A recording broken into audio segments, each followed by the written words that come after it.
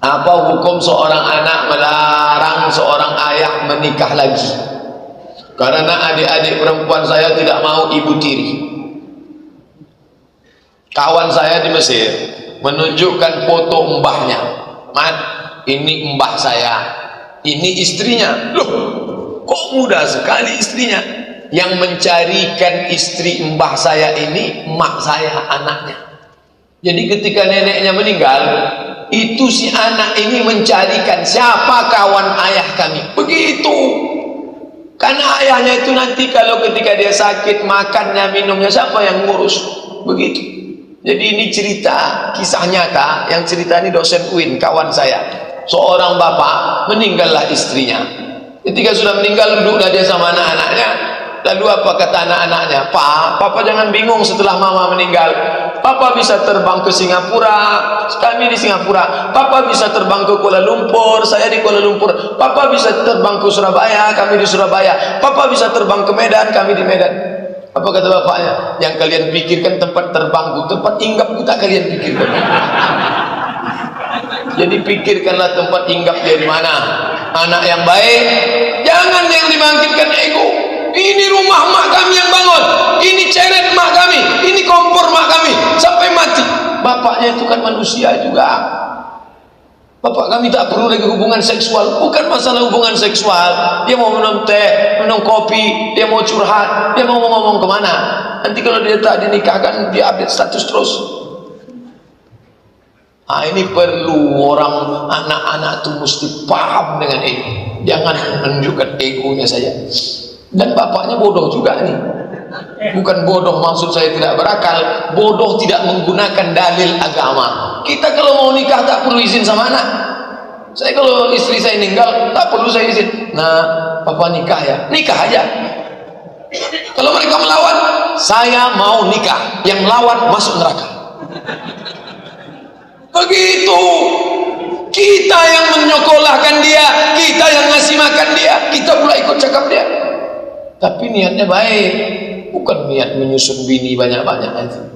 Jadi masing-masing sudah tahu, orang tua tahu tuanya, anak tahu kedudukannya. Kalau tidak, ini kacau balau. Apakah saya boleh bicara kepada ayah saya? Kalau ayah mau menikah silakan, tetapi keluarkan sebagian harta ayah yang ayah dapatkan selama dengan ibu. Ini masalah gono gini. Gono gini, aku begono engkau begini. Ini cerita masalah pembagian harta warisan menurut kompilasi hukum Islam.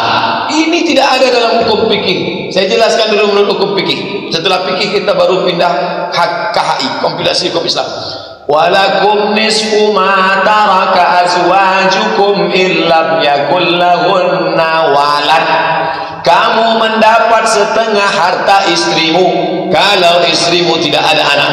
Fa in kana lahunna waladun, kalau istrimu ada anak, falakumur rubu'u, kamu dapat seperempat. Jadi almarhumah ibu emak kita, selama dia mungkin dulu dapat harta warisan dari ayahnya, datuk kita, atau dia dulu pernah punya duit beli tanah, atau dia dulu orangnya bekerja wanita karir, harta dia itu semua, berapa harta dia? 1 miliar. Maka ayah kita mendapat seperempat, 250 juta. Yang 750 itu dibagi ke ahli waris yang lain. Jadi bukan berarti serta-merta istri saya sudah meninggal, harta dia untuk saya semua, lalu terserah saya mau nikah lagi ini untuk mahar saya. Bukan begitu. Dudukkan dulu masalah harta. Boleh jadi anak-anak ini tak setuju juga, bukan masalah finansial. Harta mak kami mana? Menurut hukum fikih, harta almarhumah itu dipisahkan punya dia, si bapak suami dapat 1/4, 250 juta kalau satu ya. Ini menurut fikih. Kalau menurut kompilasi hukum Islam gono gini gimana? Selama mereka menikah, dari tahun berapa menikah? Tahun 80. Meninggal tahun berapa? 2015. Berarti mereka menikah selama 36 tahun.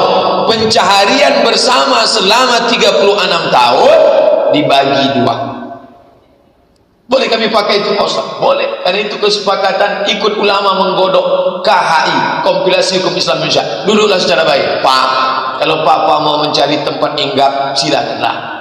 Tapi harta mama dulu, bagi dulu. Kalau mau pakai kompilasi, bagi dulu 2. Setelah dibagi 2, ini punya papa, ini punya mama. Yang punya mama ini, papa dapat 1/4. Nah, setelah itu mau nikah, nikahlah. Nikahlah Pak, tapi setelah papa nikah sampai mati kami tak datang lagi. Oh itu jangan, itu marah namanya tuh. Ini kan mau musyawarah baik-baik. Bagus. Mudah-mudahan orang tua keluarga semua mendengar sehingga bisa memberikan kebaikan kepada keluarga, insya Allah.